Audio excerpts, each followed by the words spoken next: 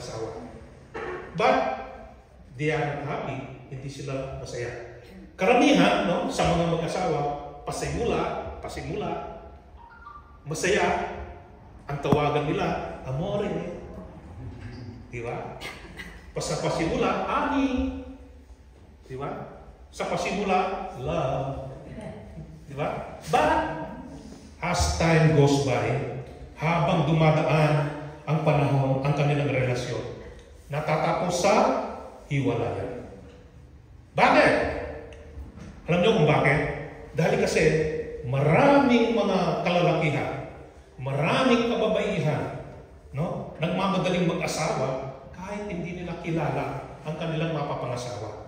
Madalas, karaniwan, naaakit sa physical attraction.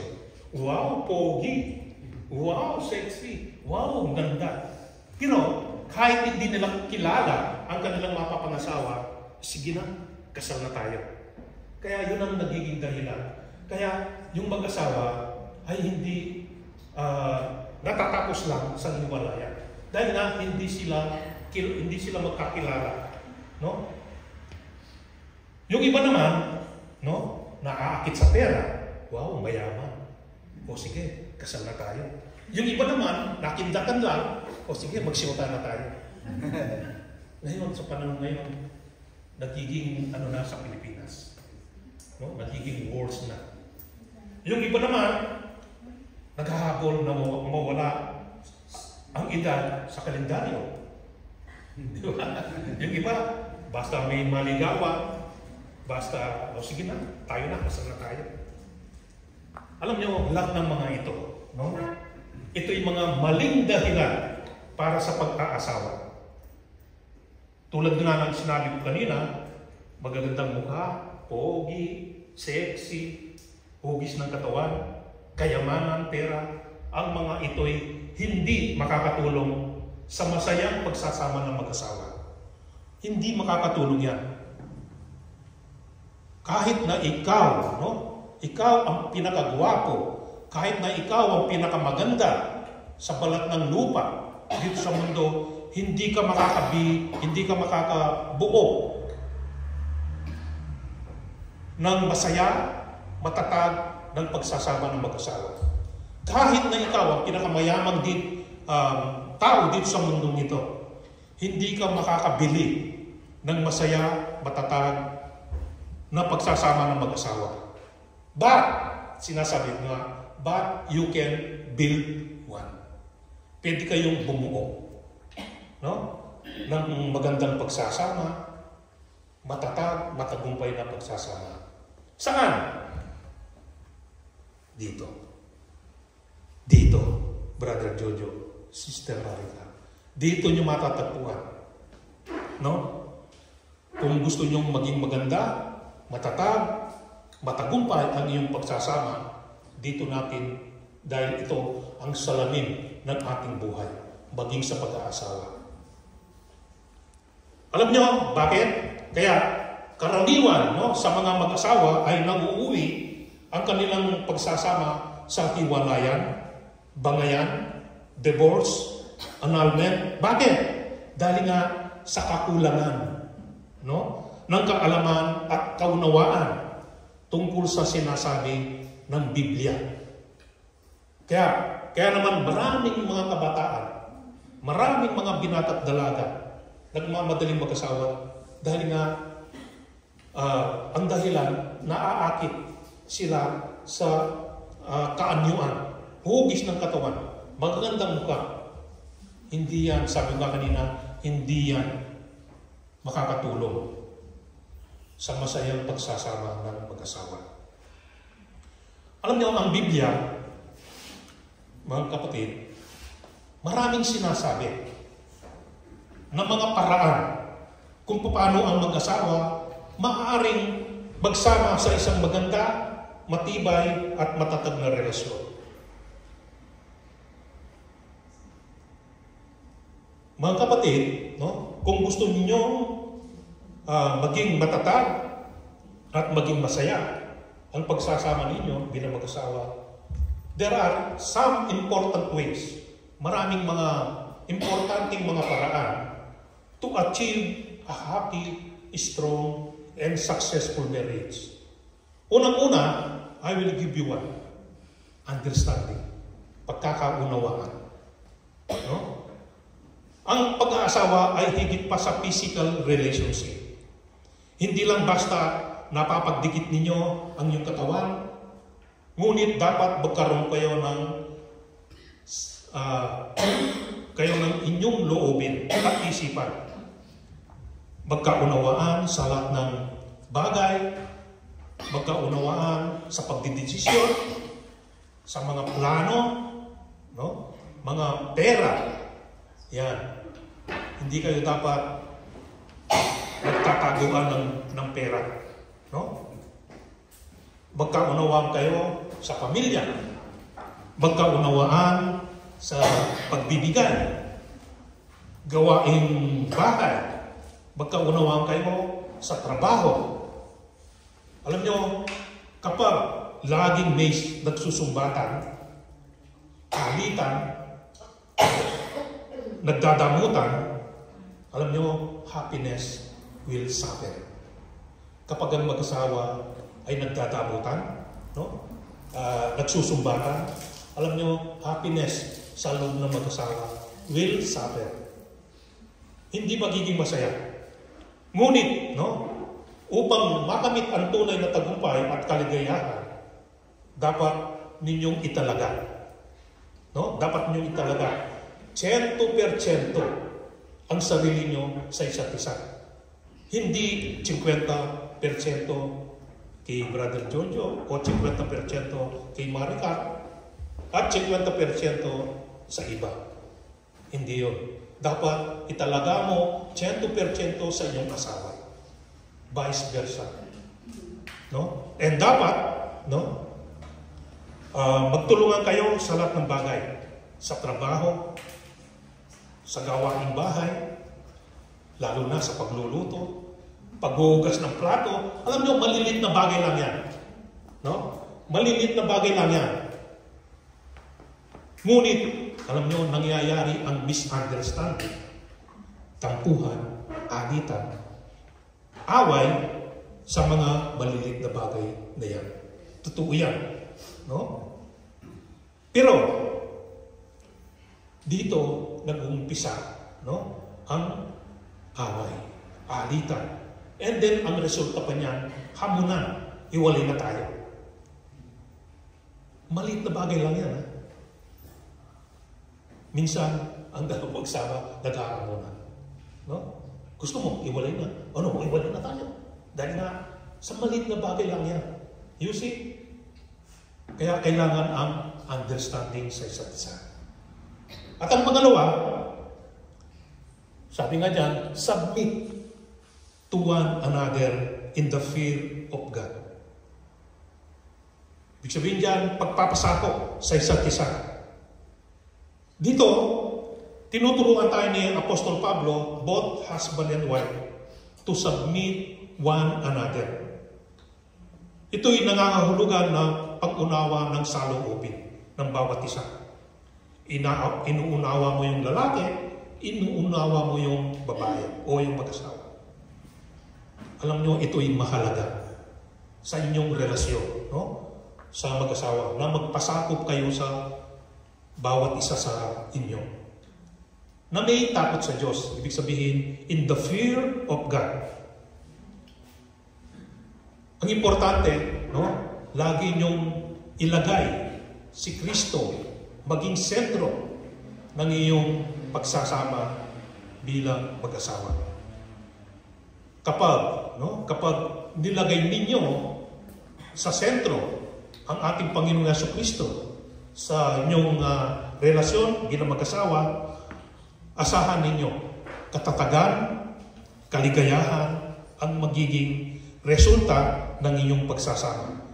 Ngunit, no, kapag kayo'y nagkakanya-kanya, nagsusumbatan, nagtataltalan, nagpaparatangan, alam nyo, ang kaligayahan ng mag-asawa ay will fail, magsasuffer. Dahil nga, hindi kayo nagpapasubmit sa isa't isa. Ibig sabihin dyan, nabibigo ang resulta niya. At kung minsan nga, iwalay ang magiging resulta. Dahil hindi kayo nagpapasakop sa isa't isa. Isa pang important way, no, to achieve a happy, strong, and successful marriage. Promises. Yan ang importante. No? Promises, mga pangako. Upang maging manatili at upang maging matatag ang pagsasama ng mag-asawa ay dapat laging manguna sa kanilang isipan yung kanilang mga binitawang pangako. Tulad ng kanina. No? Dapat lagi ninyong isipin nyo. Sabi niya kanina, mahal nyo ang isa't isa. Dapat lagi yun ang inyong iuna sa inyong isipan. Ito ang uri ng pangako na dapat nyong i-apply sa araw-araw ng iyong buhay. Sabi nga, for better and for worse, for richer and poorer, in sickness and in health, to love and cherish till death do us part. Yan ang pangako dapat ninyong isabuhay sa inyong relasyon bilang mag-asawa. Sabi niya dyan sa Tagalog, sa panahon man ng mabuti at masama, sa panahon man ng karangyaan at karilitaan, sa panahon man ng kalusugan at karamdaman, iibigin kita. Sabi nga ni Jojo kanina. No? At pinakamamahalin kita habang ako'y nabubuhay dito sa mundo ito. Dapat, yan ang lagi niyong isipin. No? And then, dapat si Kristo ang laging maging sentro, sabi ka kanya, ng iyong pagsasama. Kasi, alam niyo, kapag ang mag-asawa ay naitatag sa pamamagitan ng pundasyong bato ng ating Panginoon Yesu Kristo, asahan ninyo. No? Kahit anumang bagyo ng problema, sakit, kahirapan, kagipitan, ay kayang-kaya nyo mapapagtagumpayan. Importante, no? Brother Jojo, Sister Maricar, put Christ is the center of your relationship. Kaya nga, no? Ang una, kanina, understanding. Pangalawa, submit one another. At yung pangatlo, yung promises na pinangako ninyo kanina. Kaya meron kayong exchanging of vows. Yun ang dapat ninyong isipin lagi.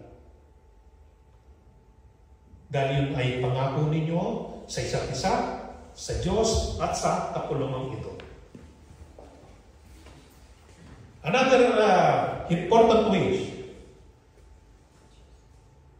is trust. Napakahalaga niya. Napaka-importante niya. Trust sa bawat isa sa inyo. Pagtitiwala sa isa't isa. Ito ay napaka-importante sa mag-asawa. Dahil kung walang pagtitiwala sa bawat isa, ang relasyon ng mag-asawa will not function. Hindi magpapansyon o bere. Alam nyo, kapag walang trust, makikita nyo, laging may selos. Bawat galaw ng lalaki, bawat ng galaw ng babae, saan napunta? Ba't kayo ka lang? Di ba? Nangyayari yan. Dahil nga, lack of trust. Minsan nga, nagbabagayan. That's why many marriages fail and many marriages suffers because of lack of trust. Kaya, Brother Jojo, Sister Marica, kung gusto ninyo maging stable, no? Stable pa. Alam ko, nakikita ko naman, masayang 25 years na masa kayong nagmamahalan. Kung gusto pa ninyo maging stable pa, united ang iyong pagsasama, magkaroon kayo ng higit na tiwala sa isa't isa. Alam niyo, dahil ang tiwala, pagtitiwala sa isa't isa, siyang nagpapatibay sa pagsasama ng mag-asawa. Totoo yan. Ang pagpapakita ng pagtitiwala sa asawa ay malaking tulong tungo sa magandang pagsasama ng relasyon. Tulad nga na sinabi ko kanina, lack of trust, laging may pagdududa. Kasi kung walang tiwala sa isa't isa, maapektuhan na ang iyong pagsasama. Nandyan na yung pagdududa. No? Nandyan na yung nag-iisip ka ng masama. Konting galaw lang ng asawang lalaki, konting galaw lang ng asawang babae, nandyan na. Nagtatanim na ng sa isip hanggang mag-iisip ka ng dalas at mahalagang paraan kung paano magkaroon ng masaya, matatag, at matagumpay na pagsasama ng mag-asawa ay ito yung napaka-importante. Love. Pagmamahalan. Total love. Buo, no? Hindi kalahati, kundi buo. Kasi sabi nga dyan, love is total relationship of giving and sharing the good and the bad days you have encountered every day. Ibig sabihin, ang pag-ibig ay nagdadamayan. Kasi true love is what you give, but it is what you true love is not what you receive, but it is what you give. Tulad ng pag-ibig na ginawa ng ating Panginoong Jesucristo, no? Na makikita natin sa Ephesians chapter 5, 25. Sinasabi nga dyan sa Ephesians 5:25, ito yung mahalaga, no? Sa isang mag-asawa. Sabi nga dyan sa Ephesians chapter 5 verse 25, magandang loob, hindi nananaghili, nagmamapuri o nagmamataas, hindi makasarili, hindi magaspang ang pag-uugali, hindi makasarili, hindi magagalitin o mapagtanim sa kapwa. Hindi nito kinatutuwa ang gawang masama, ngunit kinagagalak ang katotohanan. Ang pag-ibig ay mapagbata, mapagtiwala, sabi na kanina, mapagtiwala, puno ng pag-asa at nagtitiyaga hanggang sa wakas. Yan ang dapat ninyong ipamuhay sa inyong buhay. Kaya, ito'y maging kalakasan ninyo sa inyong buhay, higit sa lahat, na magkaroon pa nawa kayong maganda at mapayapang pagsasama. Nawa, ito'y maging paalala sa inyo at higit sa lahat, sa mag-asawang Jojo at Maricar, at ganoon din po sa aming lahat na may mga asawa, gustong mag-asawa. Nawa, sa salamat Panginoon, sa mag-asawang ito, nadalangin po namin na ipagkaloob mo nawa sa kanila ang masaganang pagpapala at kagalakan sa kanilang pagsasama. Ikaw nawa, O Diyos, ang magpuno ng kanilang pangangailangan sa araw-araw ng kanilang buhay. Nawa sa kanilang pagsasama, maisa puso nila at mai-apply ang mensahe ito. Mga paraan kung paano magkaroon ng matatag, masaya at mapayapang pagsasama nilang mag-asawa. Ipaunawa po ninyo sa kanila ang mga paraang ito upang patuloy na lumago, maging matatag ang kanilang pagsasama. At ikaw nawa, lagi ang maging sentro ng kanilang relasyon bilang mag-asawa. At ito ang samot dalangin ko sa iyo pong kapurihan, sa iyo pong karangalan, magpakailanman. In Jesus' name I pray. Amen. Salamat po sa pagmamahala po ng ako pumuli kami. Salamat po sa mga paalala niyo po paano po magpapatibay lalo ang pag-ibigan o Lord. Maraming salamat po sa pag-uunawa, sa pagpapasensya, pinagkaloob niyo sa bawat isa sa amin o Lord, sa lahat po ng mga biyahayang napagtagumpayan ng naming asawa o Lord, sa lahat po ng mga nagbuo naming pamilya o Lord, sa pulong po o Lord, sa lahat po ng mga pangakong patuloy po namin at tinutupad sa bawat isa sa amin o Lord. Lord, tulungan niyo po ako Lord na bilang head sa pamilya, Lord, magampanan ko po ang ibig niyo pong iparating sa Dinadakila na tunay na ikaw ang Diyos na buhay, ang Diyos na banal, ang Diyos ng pag-ibig, Panginoon. Maraming salamat po, Panginoon, sa araw na ito na pinagkaloob mo sa aming mag-asawa upang ganapin ang aming 25th anniversary, Panginoon. Maraming salamat sa pag-iingat mo, sa gabay mo sa amin, na ikaw ang naging sentro ng aming pagsasama, Panginoon. At nawa, Panginoon, na sa aming mga narinig na mensahe mo muli sa amin sa umagang ito, nawa, Panginoon, andun pa rin po yung pag-uunawaan po namin, andun yung pagkakaroon namin ng takot sa inyo, Panginoon. Mga pangako po namin na aming binitawan, Panginoon, ay palagi mo pong ipaalala sa amin. At ganoon din po, Panginoon, lagi kaming magtiwala sa isa't isa at laging pairalin ang pag-ibig na gaya ng ginawa mo sa aming Panginoon, na kami inibig mo kahit hindi po kami karapat-dapat, Panginoon.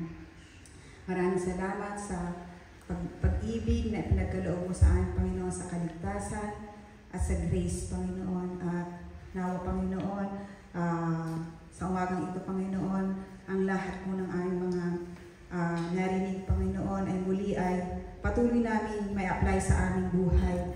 Patuloy niyo kami na patatagin at mas lalong tumibay, Panginoon, ang aming pagmamahalan, Panginoon. At ganoon din sa mga taong naging bahagi po ng aming pag-celebrate, Panginoon, patuloy na ikaw ang siyang patuloy na patnubay din po sa kanila, Panginoon, sa kanilang marriage life at sa mga mag-aasawa po, Panginoon. Ganahan ko, Panginoon, na ang mensaheng ito ay patuloy na i-apply namin sa aming buhay, Panginoon, upang mas lalong maging matatag ang aming pagsasama, Panginoon.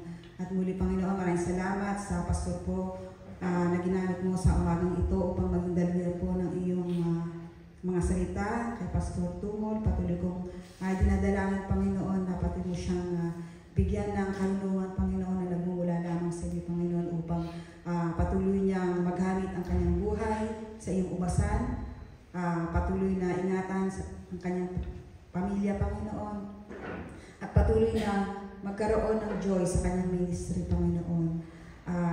Patawad, Panginoon, sa aking mga nagawang pagkakasala, sa isip, salita at sa gawa, Panginoon, sa aking mga kahinaan.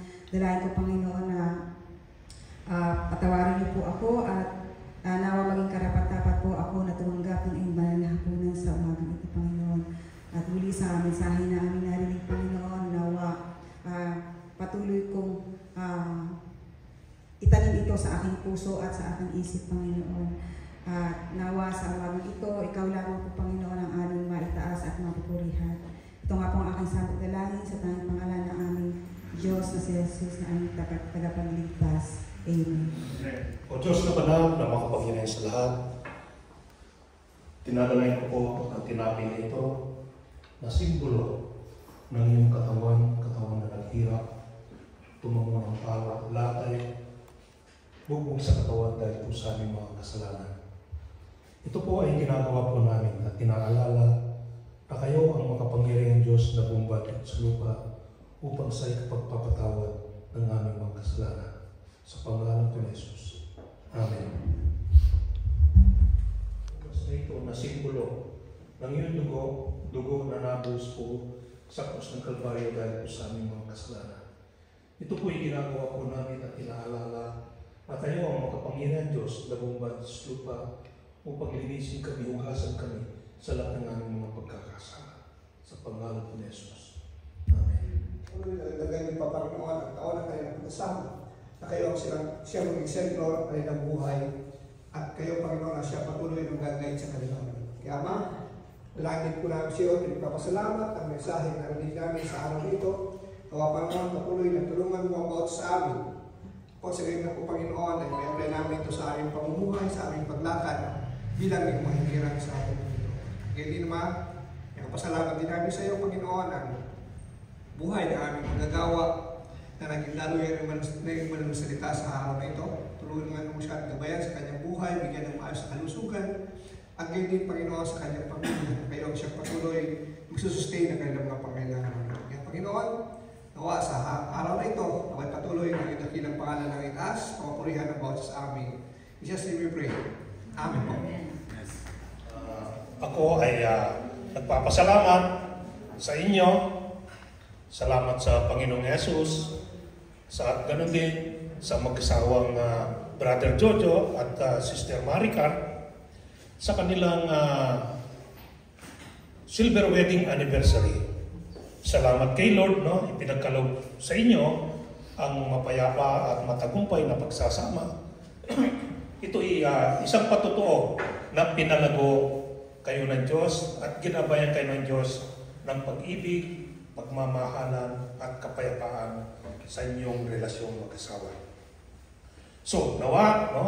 Sa inyong mag-asawa, pagpalain kayo ng Diyos at nawa, bigyan pa kayo ng maraming taon na pagsasama upang higit na magamit ninyo ang iyong buhay sa ating dakilang Panginoon. Okay?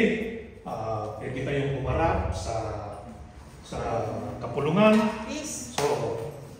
So ngayon po, no, mga kaibigan, mga kapatid na sina Ginoong Jojo at ganon din si Sister Maricar. Okay, you can kiss your asawa. Then, sandali lang. 1, 2, 3,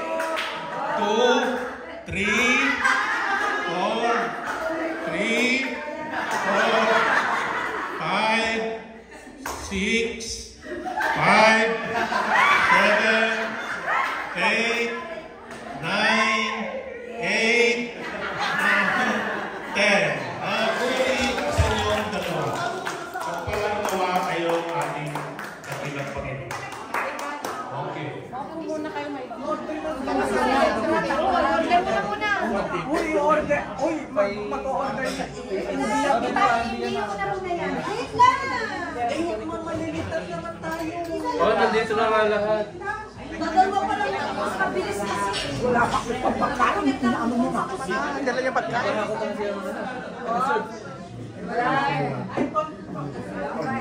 Hey.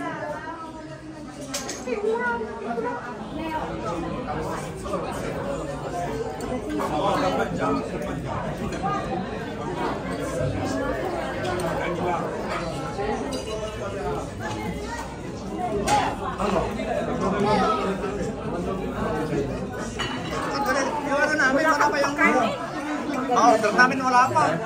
Wala pa. Nandito na lahat yung order nyo. Matras na kami eh. Yung kanta, ano, mahaba? Pinain.